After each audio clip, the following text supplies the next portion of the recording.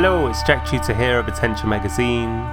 Welcome to Crucial Listening, the podcast where I speak with musicians and sound artists about 3 albums that are important to them. My guest this time is Adam Wiltzie, who you may know as one half of Stars of the Lid, alongside the late Brian McBride. Also a winged victory for the Sullen, the Dead Texan, various other projects, and also Adam has done a lot of work soundtracking film. Adam has a new album out on Cranky, 11 Fugues for Sodium Pentothal, which has a quality that I adore within Adam's music, which is this surging, recalibrating quality. There are strings on this album, I talk about this in the conversation actually, but points between the shift from one chord to another where everything feels airborne and uncertain, and then suddenly everything finds its alignment. It's like a shoal of fish that has been startled and then gradually finds its way back into harmonious movement. It's a record that I think, like the barbiturate in the title, has this liminal quality between waking and sleeping. It feels a bit like eyelids drooping at certain points, the real world getting a little softer, the surfaces starting to bend. There's all these sensations, and then sudden moments of almost like hallucinatory brightness, these big melodies that come in. Loads of lovely bass frequencies, which I've always loved within Adam's music too. And what a lovely conversation. Adam was a really good time. This was a very chill one. In fact, as I was kind of doing my intro chat with Adam prior to doing the podcast proper, we just kind of slipped into doing the interview. So I'd floated the idea with Adam that I wanted to ask about this recurring dream that he had, which is mentioned in the press release, wherein if anyone would listen to the music that Adam made, they would die. So I'd asked whether or not he was happy to talk about this dream. We then started chatting, and that's why you just hear Adam picking up the thread straight away when we get to the interview. Cool. Really hope you enjoy this episode. It's a really good one. If you're enjoying Crucial Listening, you can support it over at ko-fi.com/crucial listening. You can donate monthly. You can donate one-off. Any amount you please. It all goes into just helping the podcast tick by. I'm very grateful to those of you who have donated, and to those of you who have said nice things about the podcast. Thank you so much for listening. All right, here we go. This is Adam Wiltzie on Crucial Listening.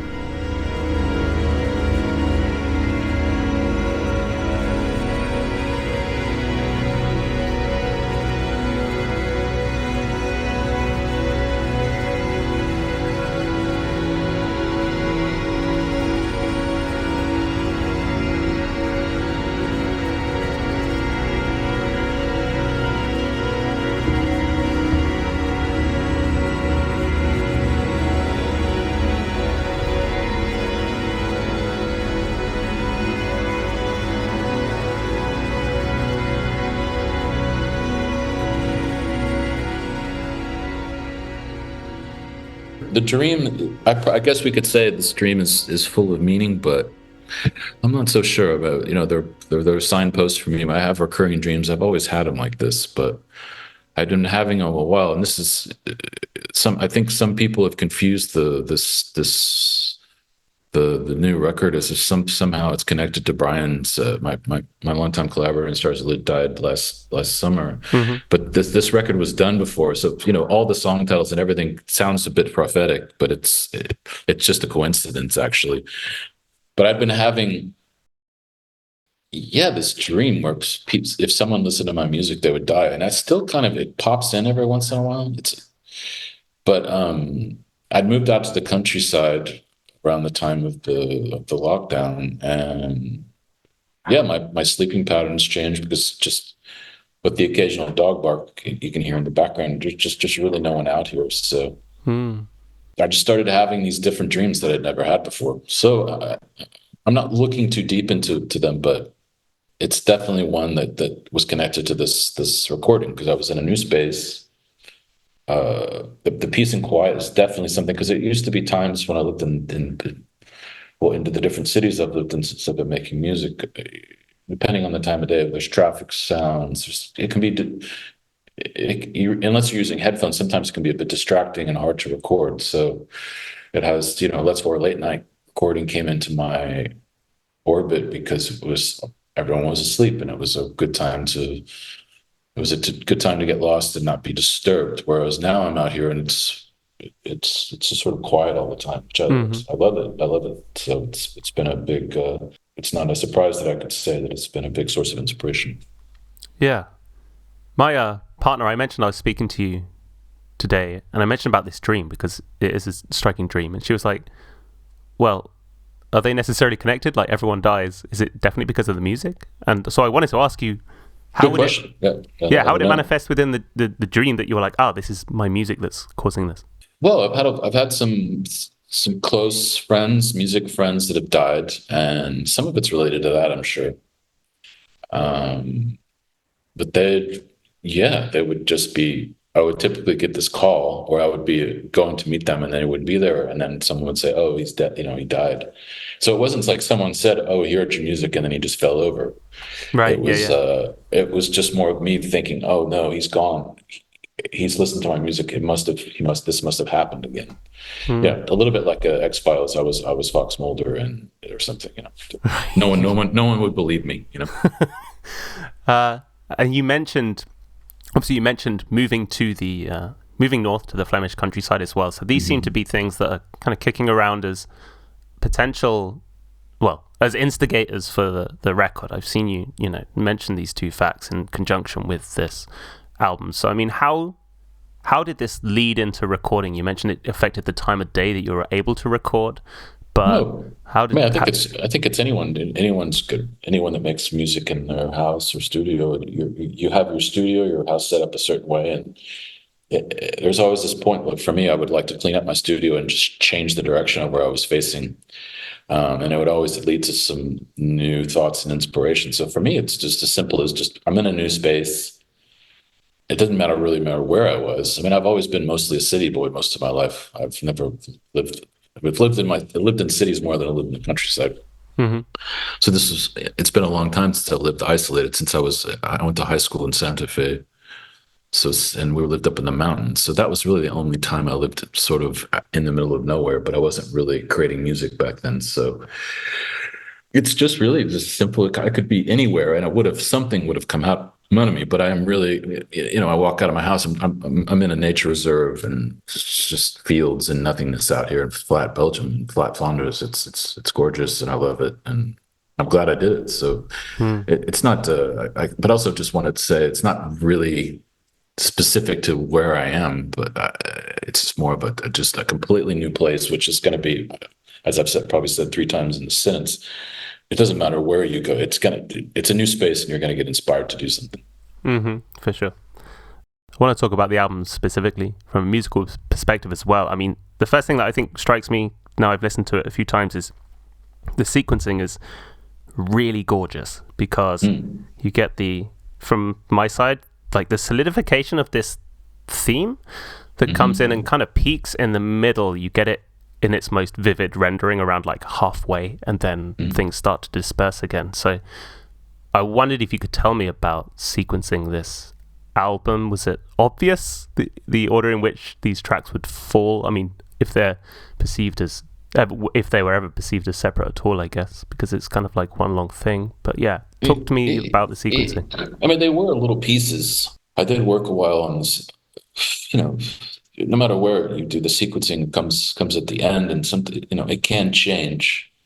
And there was the crossfading, which I've always been into, maybe in the earlier days of Stars Lit, that was sort of done pre-mastering, but some of these pieces were really just short little chunks that I made. And I knew they could, string along into a longer piece. And this is also with some of the pieces of, even though it's called 11 fugues, there's actually, only 9 ID points, but some of the pieces could have been, like the first track is really, I think of as 2 pieces. And also Yeah. the fourth track could have been 4 and 5, but I just let it run into one because I think this also has something to do with maybe the effect of the way people listen digitally, and then if you put an ID point there, it's highly possible it's just going to cut into some other songs, which it's kind of unfortunate that I'm basing this on this, but this is the fact of the way a lot of people listen to music nowadays. It's fractured, and playlists, or who knows, YouTube, however people are digesting their music, it's so random.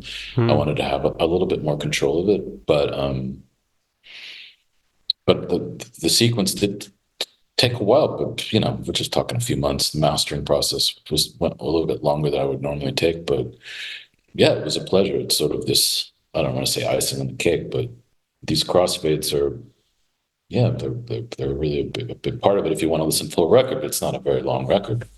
So I wanted to immerse people as much as possible.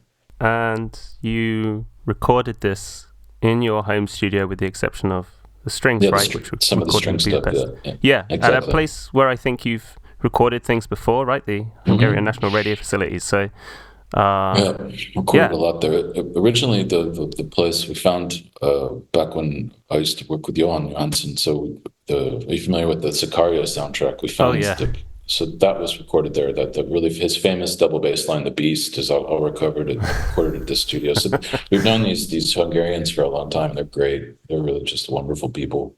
That's a great place to record. And how do you find the experience of recording strings these days? Obviously, you've been doing it a long time, but there's something so ambiguous about your tonal choices, and the texture you get out is so distinctive.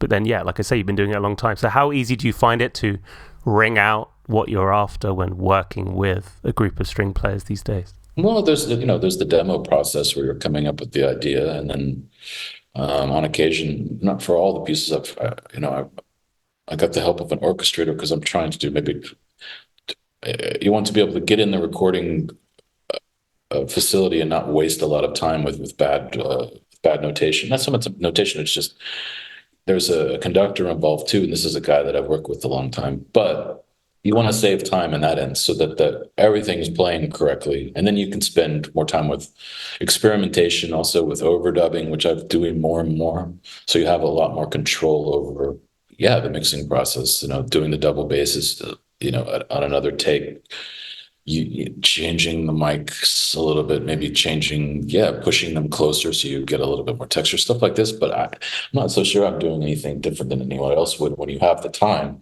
But, because you're recording with all these people, it wasn't this is a smaller ensemble, I would say, than I did maybe with the last time we did the Sullen record, which was a larger orchestra and stuff like that. But in the end, you just need time. Time to try things. So you have the conductor will play the first one, and then if you have time, you just go and let's try something else here. And so sometimes that it's like a diabolical plot, but at the same time, there's always going to be some randomness in there that these happy accidents that happened, and it'd be lying to say that they didn't. And they don't if you don't have time, and so that's the benefit of sometimes bringing an orchestrator to clean things up, to make it a little bit more clear. So your conductor's asking you less questions, and then you can get to the stage of, hey, well, what if we tried something like this? So you could just sort of speak more metaphorically, which is, I think, anyone's dream to have the time to do that. Yeah, for sure.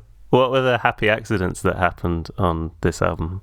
It's not anything specific, but because he's Hungarian and he's speaking in Hungarian, he can bring out this sort of, if you look at notation, the way the hairpins go, the way the bowing, it can be so specific, and it can also just be, letting the players play more expressively, these kind of things. So it's every take. If you pinpoint it down, it can be so different. Mm-hmm. So, and this is it's just a happy accident. Maybe when you're having all these people, because there are, even when they're following these archaic old rules of notation, they are bringing their personality into it. So that's always going to be a little bit something that you weren't expecting. Yeah, wicked.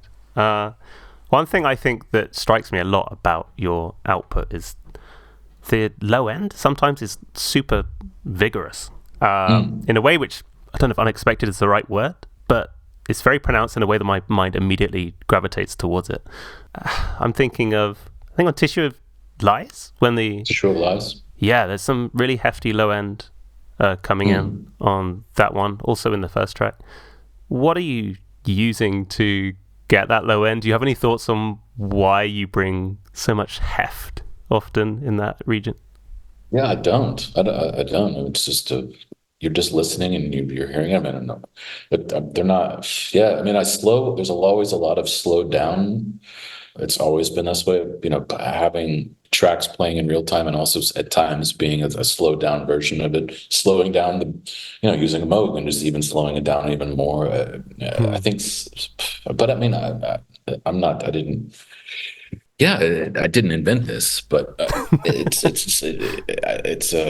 must insist that one person's discovery of something isn't the same as its invention, if that makes any sense. But it's just crafting a song. You're just listening and feeling if something's missing sonically. I don't really, but I'm so close to it. I don't listen to it and think I'm really using that much bass, but I don't know. Good question. And then we also had Robert's involvement with the mixing, and he's also, well, even working with Francesco. I mean, they're both Francesco Donadello, the guy that usually mixes my records.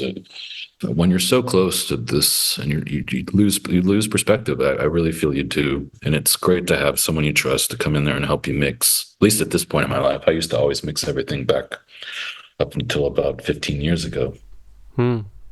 I love having a fresh set of ears that again I can get into and speak metaphorically. Try mixes, play it back and forth, and someone you trust their ears, and that's a rare commodity in this world. Sure, and we will get onto the mixing as well when we talk about Maine. But one more question: can you tell me about your connection to sodium pentothal? Why does that feature in the title? I mean, it's a drug that was used in America. I'm not sure about the UK, but for anesthesiologists use it to make people fall asleep before they would administer the dose of painkiller before they'd have operation, and then it ended up finding its way into the prison system, and they were putting using it to put. But I think it's just more connected to. I've always was curious about and also having these heavy days, being depressed. Just having these days, you just wish you could fall asleep and just wake up, and everything would just go back on a reset or something. I'd always just envisioned this. Wouldn't it be great to be able to have access to this barbiturate? Just, I'm ready to. It's 3:00 in the afternoon. This day needs to end. Just turn it. Just take it and start again tomorrow. Yeah. Is there any crossover between, say, that experience or that desire and the music specifically, either making it or listening, that maybe provides this, I don't know, something close to that level of sedation or escape from reality? And I always encourage that. And I've said this before, and I'll say it again. If I can't fall asleep to the music I'm making, I'm usually not going to put it out. So there's always a sort of connection in that world with where I'm trying to sort of reach. I don't know about sonically or just emotionally with a piece of music. So, and I would say there's no shame in that game. Falling asleep is an important thing. Everyone needs it, and this is one common thread throughout every record I've ever made. In a certain sense, I don't want to say I'm making the same record over and over, but I kind of am in a way.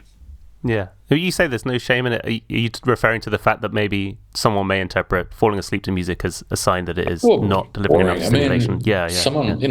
So many people just want to make music to get up to, and I'm the opposite. I just want to slow down. Adam, the record is incredible. Thank you. I'll implore people to check it out. I'll pop a link in the show notes. And people, please go and listen to it. It's out now on Cranky, so Yeah, dive in. We should go to your important records, and you mentioned a bit right at the start about the fact that these were records that you've worn out on vinyl. Is there anything else you wanted to add about what makes these records important to you? Like, how did you understand important in order to come up with this we can list? get into importance, but I just also wanted to have a little bit more of a conceptual edge. I mean, I didn't really only listen to a couple of the interviews, but sometimes, so I noticed I think you interviewed Colin. He was, I was stunned by two things. I guess it's just there's so many people making music now. I didn't know anyone except for Colin and one other person. So, and I feel like I'm okay, maybe not buying new music so much. I'm still kind of constantly buying old records, but I was sometimes not really sure if there was much of a connection with the three, or if they're just three random records. So I guess I always just wanted to focus on, okay, three things that were kind of before I really started to make music. I mean, the Roberts, we'll talk about Robert because he's the last one I want to talk about, but seeing Luke back in 1990, had a huge effect on me.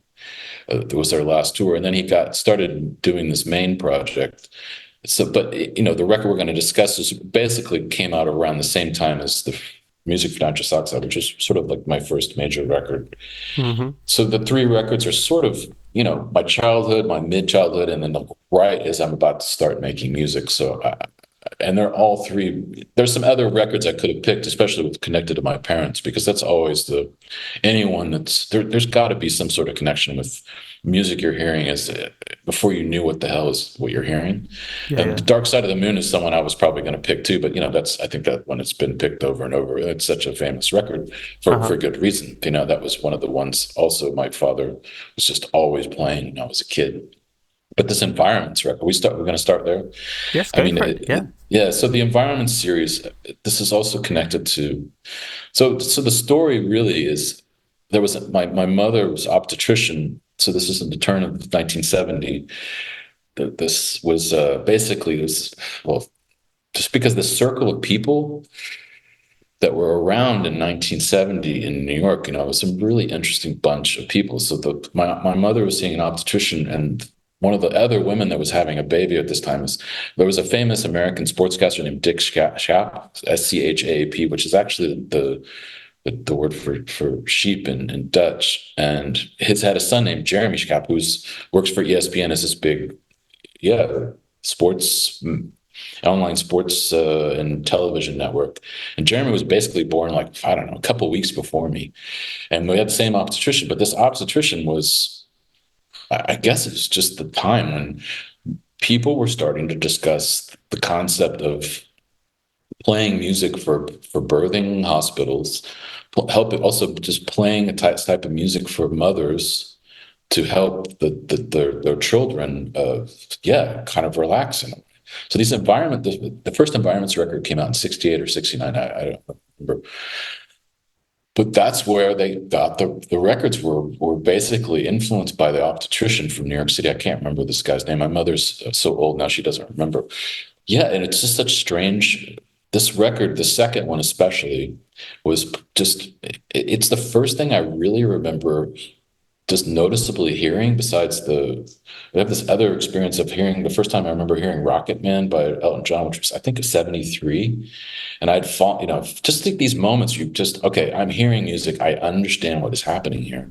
And those, whatever they are, those gamelan computer-generated bells, I have no idea what that sound is.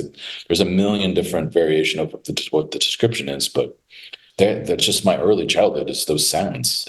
And also on flip of that is birdsong, which you didn't have a lot of in Upper East Side. You had to kind of go into Central Park. So birdsong and these nature sounds, which has obviously become completely cliche at this point in history. Yeah. But at the time, it was really, it was really something. And my parents were not necessarily very adventurous, and my father was a institutional bond trader on Wall Street, and my mother worked for Saks Fifth Avenue. So they weren't exceptionally artistic people at all. But this was just a time and an influence from the optician. So the record somehow came home and seeped into my brain, and I know it had a huge effect on me. When you think back to those experiences, listening to it, like, where are you? What are you doing? I mean, I would have been probably just laying in the what do you call this thing? The bed, or just crawling around the apartment. I mean, Uh-huh. we lived on the Upper East Side of New York, so East End Avenue between 79th and 80th. So I guess I was there because I was also just sort of just a bit too young to go to school yet. So I was with my mom a lot. My father, because she had a break from sax, which was probably, not that long. So it's just, and also as I got older, eventually my parents split up. My mother ended up with the vinyl. So the vinyl ended up sticking with me. So as I got older, I was always going back to it. Other things my mom had, things like, which also ends up being also influential, which I didn't bring up in other records, but things like there was this Bread. Are you familiar with Bread? With a band from the 70s? Yes. Yeah. Yeah. There's the Best of Bread and this other Bread record called Mana that would just, and I see them kind of connected, and I haven't really figured out exactly what the connection is, but I guess it's also why I like Bread so much still. Just really, Bread comes on and I just kind of melt. So email Amos from Grails and Owen picked that. Yeah, soft rock had a huge influence on me. Wow. And you say that you reckon this Environments record had a big impact on you. These things aren't necessarily. But this one's a little bit different than the next two records, just because. But it has to, it was happening. I didn't know what was happening, but subsequent coming back to it over the years, it's this emotional connection with my. I don't know. It's just it can really almost make me not cry, but I get emotional every time this thing comes on because it's just such a part of my life, even though I wasn't really actively listening to it. So this is also connected, sort of maybe why, I don't know for sure, but what my connection with ambient music is and listening to something that you're not really listening to, that it's just sort of seeping into your brain. I think it'd be silly to dismiss it. So I know there's a connection, but I don't really know how to put it in words. Yeah, fair. I mean, I find it, because obviously this is the first time I've listened to it, so it's an interesting conversation to be having because it's kind of baked into your, the bottom of your psyche. I just had the first listen in the last couple of days, but it's a really unusual selection. I don't know loads about the series specifically either, but to have these digitized bells or gongs or singing bowls on the first half, and then half hour of a it's like a Dawn recording, right? A New Hope. Yeah, exactly. It's an odd combination just to have as a standalone record, right? Yeah, I don't know. I mean, I'm not so sure. No? I mean, I don't know. I mean, the whole series is odd, but but it was really at the specific time, and okay, so music gets released, someone creates it, and it gets put out in the world, and it either resonates with people or it doesn't. So sometimes it takes a life of its own that's beyond, and sometimes maybe it goes away and it comes back later. Like the Environments thing, I don't think it really was in anyone's. It was in at least in the early 70s. I think when it had this sort of time of its release, there was a moment for it, and then I feel like it kind of disappeared. With the exception of some people that that knew about it. Maybe there was a period of time where people started finding it in used record shops. Like, oh my God, have you heard the Environments? DJing it, because also Brian and I were in University of Texas, our early Stars Lit days. He had these records too, but we used to play them on the air, and it was more just to play other weird sounds on top. We were doing these soundscapes on college radio back in our early university days. So they've always been part of our lives. And then eventually, I don't know, if someone bought the rights to it and put it out at Numero Group, I think, is who ended up discovering it. So I never talked to the guy from Numero Group, but I'm sure he must be around my age. I mean, I don't see why else he would put it out, because it's so specific. Yeah, it really is so specific. It's not. I mean, you play that for anyone. At least for anyone of a younger age, I'm not so sure they're going to get it. It's really just baked into this time for me. Yeah. Wait, then are you referring to your early stuff or the Environments record there? The Environments record. It's really it's I mean, there was other ones I was thinking. I just really wanted to pick something of significance from the '70s, and there was, quite a few, records from my childhood that I could have chosen from, but because it was kind of the first one, it was the first one I really can remember always hearing. It is interesting to hear it because I think looking at the Wikipedia page, I get the impression that I don't want to trust it too heavily, obviously. Yeah, the Wikipedia you can't. Yeah, you need. Yeah.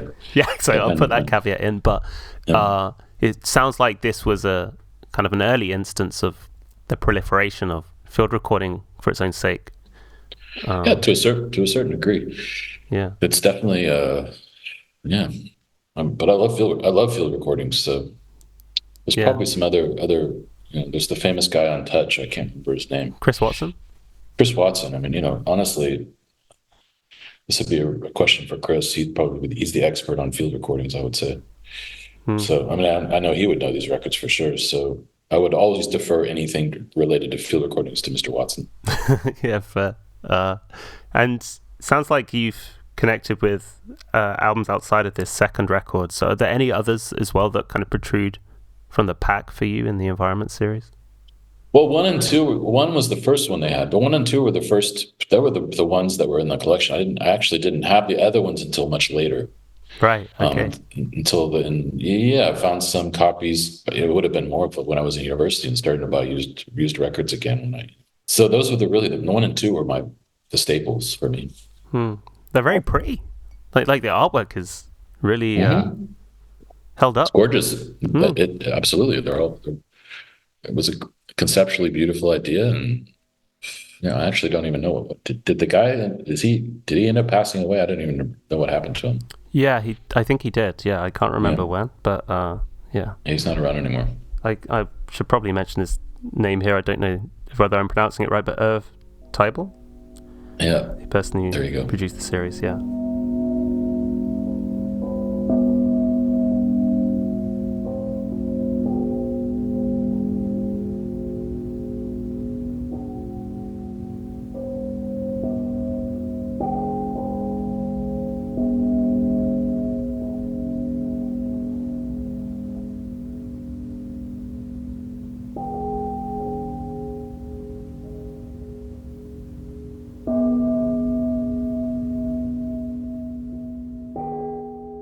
So, next important album. Give me the name of it and a little bit why it's important. Let's go into high school. So, we'll go into the '80s. Talk, Spirit of Eden. Yeah, this one in particular. So, I mean, I'm going to reference something I some years ago. I was asked to contribute to a Talk book that was connected to James Marsh, the artist, and so a little bit. I'm going to rehash some of the words, but it was pretty important because, at least for me, emotionally, because this memory is just forever tattooed on my head. It was like a week would have been a week after my birthday, so September 1988, and I was going record shopping in Santa Fe at this record store called the Candyman, which is still there, by the way. Oh, nice. In Santa Fe, and I was flipping through the new bin, and there was Spirit of Eden that was released like the day, it was 16th, I think it was 16th of September, 88 it was released. I bought it the next week. And I returned home and I put it on. And the suite of the first side, I mean, it was one of these few moments in life where you stare at the record and I just couldn't believe what I was hearing. It was just such a obvious, I mean, it's, the biggest influence for how I was putting Stars of Lid together, especially the way the first 3 songs were just connected. They're just, sounds like one long song. The music's totally different than Stars of Lid, but conceptually, the whole getting lost like this, you go into the first part and then suddenly it's over and you don't know how you got from point A to point B. Yeah, hearing that 3-song suite for the first time it shattered me. I mean, I can imagine, many people don't see the connection, but it was, it was the catalyst for Stars of Lid completely. Multiple suites connected through one song that would go on forever. There's just also this sullen atmosphere in those recordings that in one way or the other changed my life, or at least the way my ears perceive it. Yeah, it is very sullen. Why did you buy it? What made you? So I wasn't really necessarily a fan, but I mean, I remember "It's My Life." The song was a big hit in America, but the record after "It's My Life" was called "The Color of Spring." Yeah, yeah. And I had, MTV was going on back then when they used to play videos, and I'd gotten a copy of "The Color of Spring," and it was actually a great record. Yeah. They had the video for "Life So We Can Make It," and the whole record is beautiful. And it wasn't necessarily my favorite music, but I just love the record, and so they were on my radar, and love that record. And so when I saw it in the bin, I was okay. We got to do, I had birthday money, and it was the time. It was an easy purchase because back then it was like, what was it, $5.99, $6.99 for a vinyl copy? It was so cheap. What? Wow. Yeah. So this is a big record. You've mentioned why, the fact that you've got this suite of songs kind of connected to form one long track. What was your kind of musical precedent at this point? What other stuff were you listening to when you picked up this record? I listened to all kinds of things. I mean, Eno was a big influence. I mean, there's all kinds of. I mean, even Echo and the Bunnymen. Even though there's no connection, but records like what's that record? Ocean Rain. I listened to over and over in high school. Totally different music, but there's an atmosphere to it that I would say is connected to what I'm doing. But this one in particular was just I just don't know how to compare any of them as that had the same effect on me. That it just really changed my life in a weird way. Mm-hmm. So I could go into rattle different, all the music that was going on back in the 80s, seeing the Smiths, which was cool, but it didn't have the same effect. Seeing what, I can't even remember all the bands I saw, but they all had, it's kind of like the concept of every single thing that you do is all sort of leads into the next thing. So yeah, there's bits and bobs of, a bass sound, a drum sound, a keyboard sound, guitar sound that are all kind of connected to just, they go into your cosmic memory for everything that leads, if you're going to make art, that is, that leads you on this journey. So, yeah. I'm always struck when I read that extract from that book, Spirit of Talk, and you pick out the first 3 tracks. I'm going to guess, obviously, that isn't at the expense of enjoying the second half of the record, but it's tracks 4, 5, and 6 on this album that I think really excited me. Like once. Well, the whole record's great, but the way the suite, it's just the way they connected the suite. I mean, it's also even connected to how I'm making, the new record, the way the crossfades. I mean, it's all connected to Spirit of Eden in a weird way. And that is, to me, I don't even know what to say anymore. It's just, it's universal. It's just, it's perfect.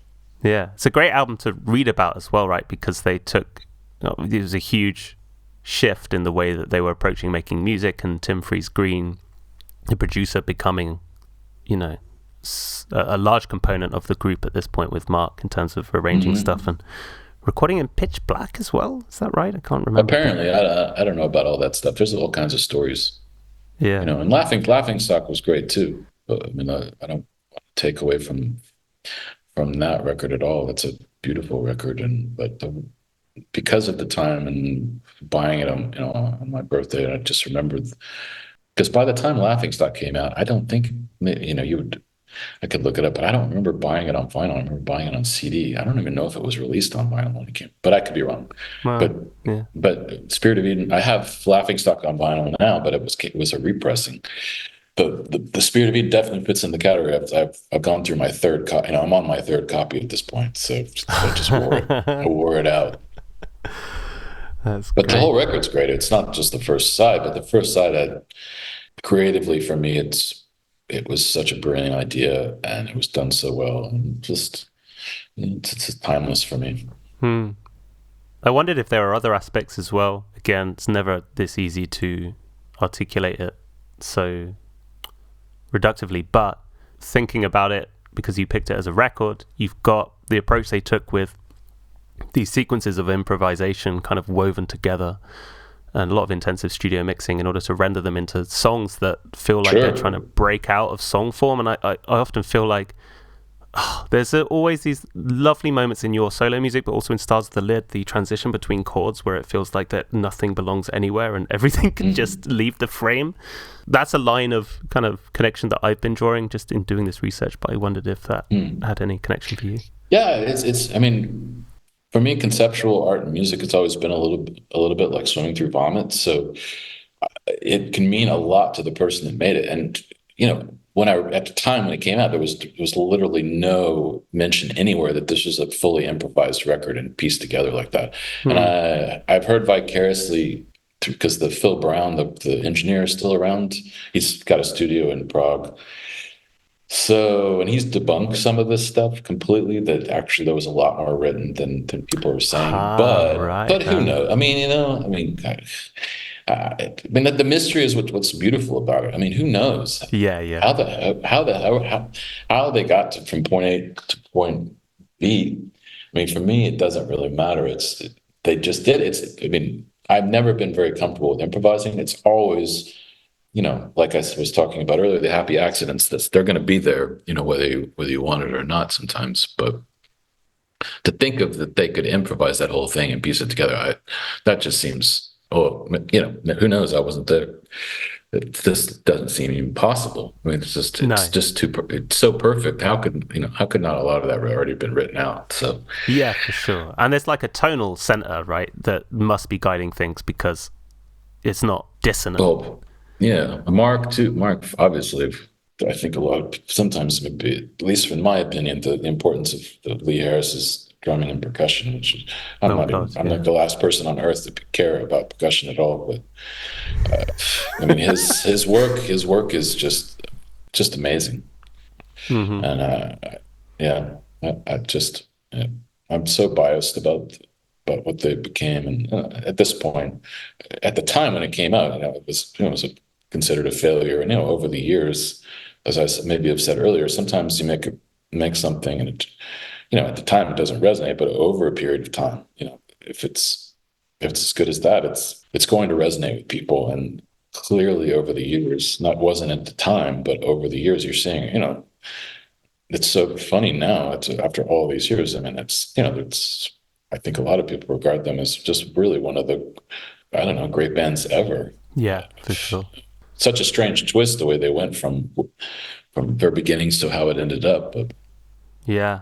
But I like reading interviews with Mark from back in the day where you can kind of see that he's trying to draw attention to these influences or interests that are extending beyond their current output. Like even I think as far back as maybe It's My Life, like he was talking about Miles Davis and all these people using silence. It's kind of punching ahead of where he was presently at in terms of what they were releasing as records. Yeah, I mean, it just became not so much a band. It's just like this. It's just so hard to classify this record, at least for me, for someone who listens to a lot of music still at this old age. There's just nothing that really sounds like that. It's so rare to make it's one thing to make a good record that resonates with people, but to make something that's just doesn't sound like anything else. There's so few beings on earth that are able to fit in this puzzle like that. And for me, this is one of them. And I'm sure there's probably people that'll try, and there's maybe you can sometimes hear the influence in certain aspects of people's recordings. But what a doozy that one is. And what about the Hollis solo album as well? Yeah, it was good too. Yeah, I liked it. I don't know if I connected with it the same, but it's still a beautiful record. Yeah. So I don't think Lee was on that one, was he? I can't remember. I think I think the drumming he did on Laughing Stock that's two of my favorite. I know the drum beats of all time. bass. Yeah, it's incredible. Like After the Flood, I mean, that whole chunk is just mesmerizing. And I know for a fact Paul Webb had left by Laughing Stock. So at that point, it was just sort of like really more of a collaboration between Tim and Mark, it seemed like, to a certain degree.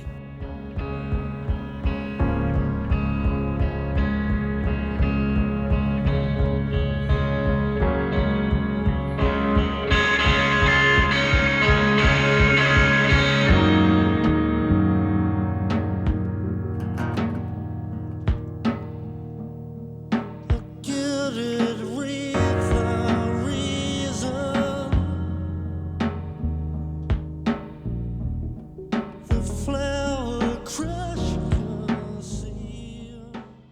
go to your final important record. Yeah, I for the third record, and it's not this particular series of records. I mean, Robert's guitar playing was a really huge influence, and it's been fortunate enough also to become friends with them over the years. He's become a really good mate of mine. He's ended up in West Yorkshire now. But seeing Loop for the first time, it's also connected to that. So this is like Austin 1991 or something like this. And just went to a show recommended by another friend. And, when you're younger, I don't know. It just, I never have this, I never go to a show anymore. I don't know why this is that you have the same feeling. You just don't. I don't know if it could, because after you start to make music for a while, it just deadens your brain and it's harder to enjoy things. I'm not sure why that is. But the effect of seeing Loop on their last tour before the first time they broke up, in this tiny club in Austin, Texas, with probably less than 20 people there, I just had a complete outer body experience. It was you're just lost in this sort of haze of these simple, repetitive, looped guitar phrases that he did, and it just was mesmerizing. And so after he stopped Loop, he started this main project, which is more of atmospheric soundscapes, which at the time, I was just experimenting guitar. Didn't really know what I wanted to do, but had a profound impact on the way I play guitar and the way I think about guitar. Guitar that doesn't sound like a guitar that just could be anything, really. And you just realize, oh, that's actually a guitar. It's the process of slowing things down. Yeah, I think he was probably much more influenced by musique concrète than I was, but the effect of some of those early main records, but encapsulating for this one, and when was this out, 95, 96, to have the audacity of just have conceptually to be able to write all this music. So it was released over a series of months. So one EP per month over what I'm looking at. I bought them originally on CD. I have it here. So you have 1, 2, 3, 4, 5. Yeah. So 6 months. So one came out, 120 was basically 20 minutes per EP. The Corona, Terminus, Mazer, Haliform, Kaon, and Nieper. And then at the end of the 6 months, you got a box to keep them all in. Wow. I just, as a young man, I just couldn't believe that someone could, do this much music, have it ready, get the artwork going. It just seemed such a ambitious project, and I had the support of a label at the same time. And then at the end of the 6 months, I had the CDs, and then I bought the vinyl, which was 20 minutes per side, so it ended up being 3 vinyls. So, wow. Which I've gone through. I'm on my third. I've still the CDs surprisingly are not scratched. I don't know how that's possible. I guess I just take care of my CDs.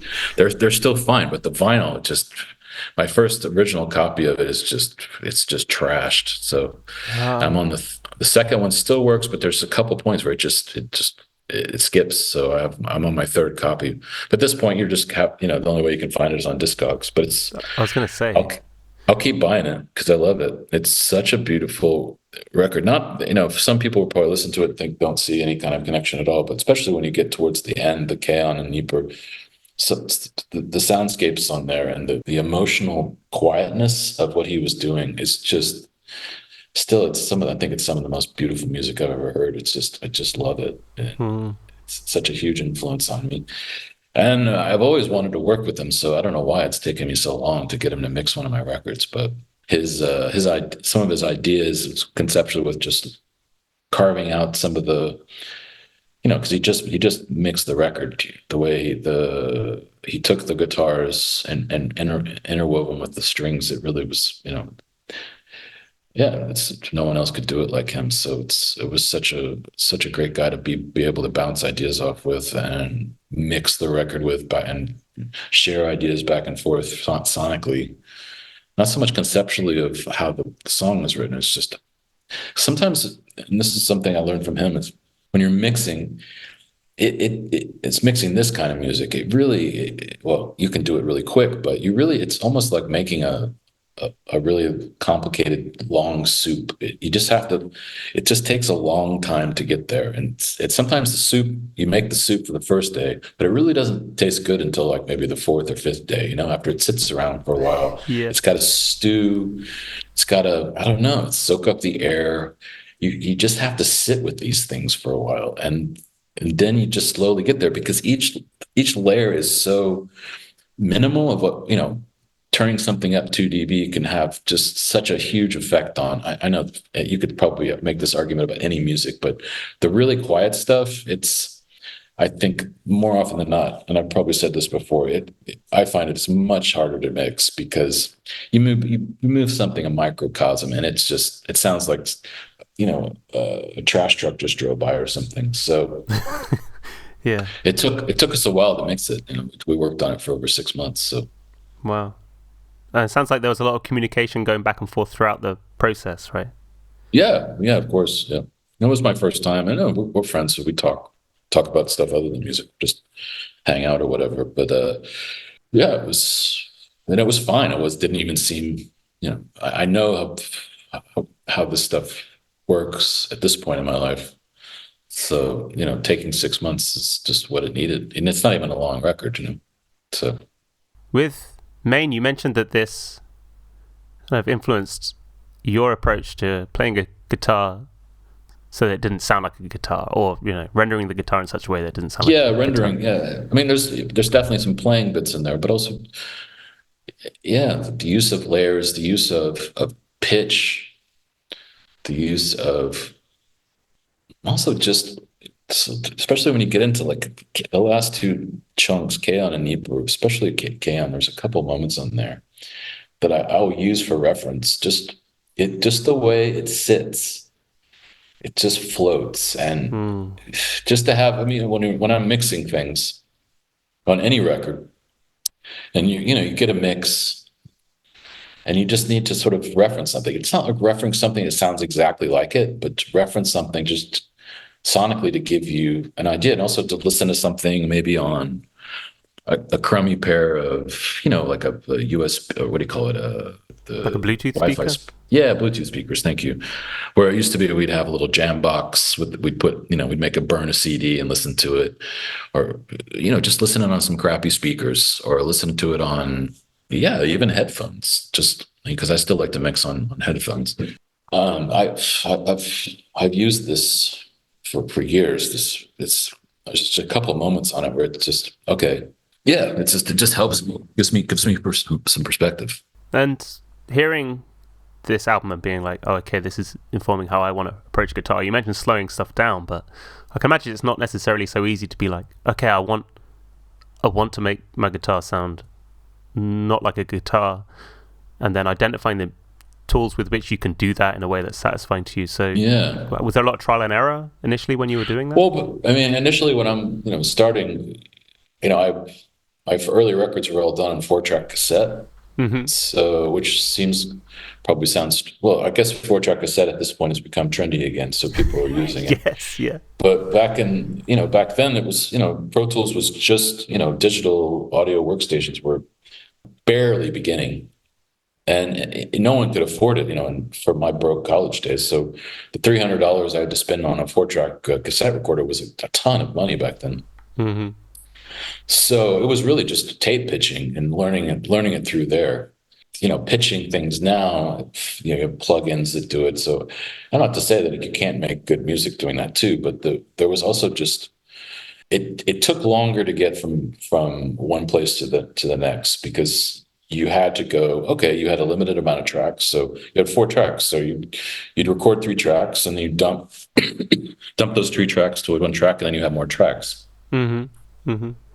Or you'd mix it down, and it was a really complicated way to finish a song. So, a little bit kind of connected to just how the discovery of music when I was younger compared to now. You have algorithms that choose music for your taste, whereas back then it was either through a friend or you'd listen to Peel sessions. So we used to have when I was in high school, I had a shortwave radio, so I used to listen to Peel shows on the weekend, which was I think on the BBC's World Service. So it wasn't his. So they'd feed him into that. So I was listening to and this is also how I would find out about music. It seems at this point crazy to think that's how you would find it, other than for reading it in a magazine. Whereas now I'm going to say it's too easy, but people are a little bit sort of spoiled with how they can listen to music. Yeah. Although I guess there's various opinions on that, because people are very dissatisfied with the algorithm. I find that even people who listen casually. I don't want to come across as like I'm some old codger with an axe to grind. I'm not saying that at all. It's just, this is just how it is. It has become easier. I'm not saying it's derogatory or it's bad or whatever. It's just, when I was younger, there was no other way to do it. You either found out about it in a magazine, found through a friend, went to your local record store, and if the record guy knew what kind of music you like, he'd recommend something. Or at least for a lot of us kids in the mid '80s, you're listening to Peel shows. On the World Service, if you had and also it's also connected with one of the greatest moments of, at least it's just when I felt like I made it, even though it was only my first record. But it's one of the most satisfying moment in my whole musical career was in what was that, 94 or whatever, when Music for Nitrous Oxide came out, and John Peel got a hold of it and played it on his show. And so, to hear that, I felt I almost started to cry. I couldn't believe that John Peel was playing one of my records. It was. I wish I could still get excited like that. It was a monumental moment in my life. Yeah, that is so special. In fact, around this time as well, it seemed that you were being mentioned, Stars That Live were being mentioned actually in the same breath as Maine quite frequently, with the whole post-rock thing. How do you remember we were in being aware of that? We were in that article that I can't remember. Simon Reynolds. Yeah. I wrote a book on post-rock, so this came up quite a lot. Yeah, so that article, was that The Wire? Oh, shit. No, you're asking. He wrote an article in some magazine, I can't remember if it was The Wire or Melody Maker or something, where he came up with the term post-rock. And then the bands that were listed, I can't remember. I remember Tortoise being there. I remember Mogwai and Stars That Live possibly. Yeah. But it's three bands that, maybe Stars That Live had a little more connection with Mogwai than Tortoise. But it almost felt like we were all living in the same house, and just for the next 10 years. Yeah, it's incredible the amount of different bands they just threw at the wall and stuck as post-rock. Yes. Yeah. Well, I think it was almost like a forever associating the last thing that was termed post-rock, and it kind of getting displaced that way, where it's like, oh, this has got crescendos like Mogwai, so now this is, and then it's less about any sort of non-rock thing, which I think, was linked to sort of how Tortoise were so dub influenced and using studio techniques. Like, that part of it was gone, and that was the kind of central bit that made post-rock make sense as a term at all, right? So you have to have it. You have to have a term. You have to classify something. You can't just, it's not just music, right? There's different variations, there's different sounds that you have to classify things. So you've got to come up with you have to come up with classification systems. So, and it's always these ones that random writers come up with that ends up being the one that sticks, right? Now we have, there's post-rock, and then I started doing music that got classified as neoclassical, which I don't know what the hell that means. And then, I'm in a neoclassical because one record was on Erased Tapes, but the same record was on Cranky. But whenever it's reviewed in Cranky, no one brings up neoclassical because Cranky has nothing to, I don't know. Are they because they're more associated with post rock? Who knows? I mean, but that's fine. It's just you got to classify it. Otherwise, it's just a big lump. Yeah. So with Maine, obviously, there's been records since as well. There's been some excellent Maine records, and Robert was a great one from fabulous. Yeah, and also Robert Hampson released a great record on Touch some years back, and I know he's going to make another Maine record at some point, so I'm looking forward to that. And also, there's a label that's reissuing Motion Pool, another great Maine records that was on Beggar's Banquet, and so unfortunately, it still amazes me how nobody has really heard the music very much so. And even Hurts, you can't listen. It's not available on Spotify. No, I don't know what. I don't know why. I no. guess that's a question for Martin Mills at Beggars. Yeah, yeah, yeah. What are your memories of when you were initially listening to this? So you got it as the EPs were being released. So yeah, Yeah, take me yeah. back to those experiences. I mean, it was excitement too because it was the first months of the year. I think was like April until this fall, Oh, cool.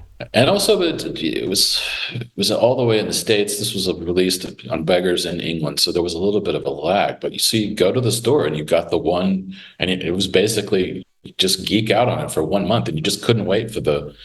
Yeah, it was like watching a series or something. Just couldn't wait for the next episode, and it was just going to be there in a few weeks. And you go to the store, and there it is, number 2, 20 minutes, and you just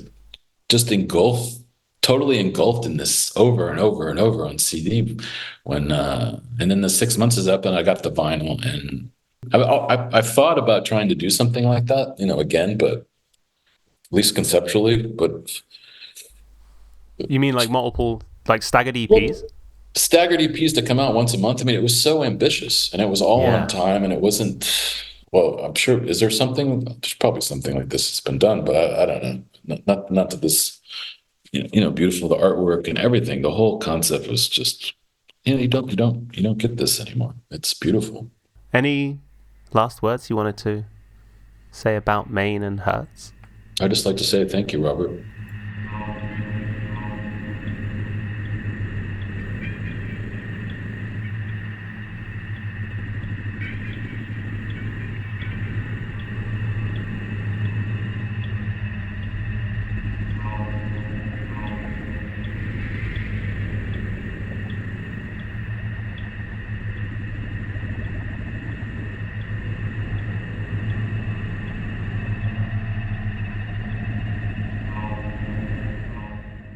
We've touched on this already. I tend to close with a question on being a music listener. So what formats you prefer and where you tend to bring music into your life. So you've mentioned you stream. Where do you buy records generally? Yeah, we've got good record shops in all over Belgium. Antwerp's got good ones. Brussels has got good ones. Caroline across from Abbé. There's record stores all over. But Belgium is still a great place to buy physical copies. Also for CDs, it's still a CD buying public. But I think this might be a connection with just I have an older audience. So people say that CD is dead, but I don't agree. We still sell a lot of CDs. So. Mm-hmm.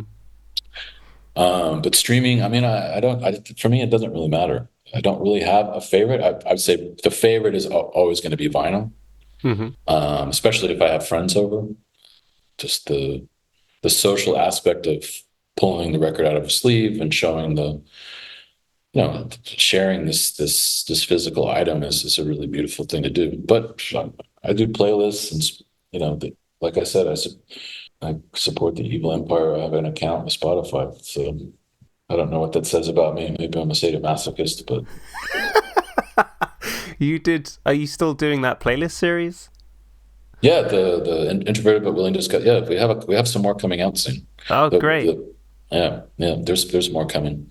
Oh, fabulous. There's not really a limit. It's open ended. The last one we did was with Marina Abramovich. We've got some interesting people coming out this year, but the past months I've been so inundated with getting the record ready to go that we haven't done anything.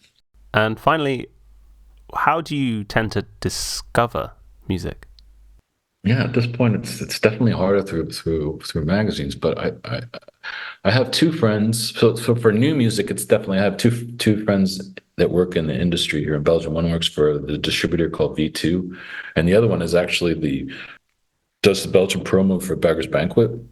Oh, cool. So and the whole Beggars owns a lot of it's connected through these labels. So for new music.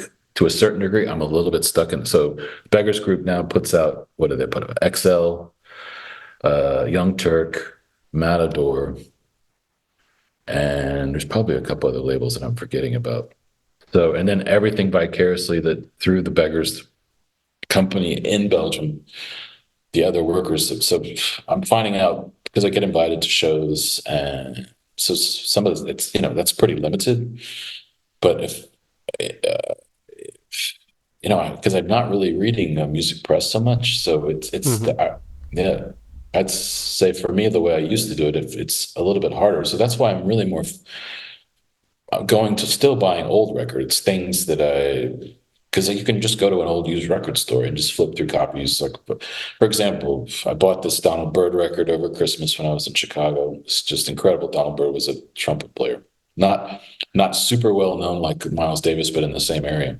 Nice. But just a beautiful record, just beautiful jazz record, or buying some old dub record, dub stuff too. Just which I bought, when I was younger, but I'm kind of getting more back into that as I've gotten older. I don't know why, but it sounds great on vinyl. I love it on vinyl. So, and you can always find it used. Yeah. You've talked a little bit. You've mentioned a couple of times about diminishing returns, I guess, with music listening, like not having the same kind of excitement that you'd have maybe when you're younger. Can you recall like the last time you felt that, I don't know, like what are those epiphany moments that are more readily associated with, say, something you may discover in your teens?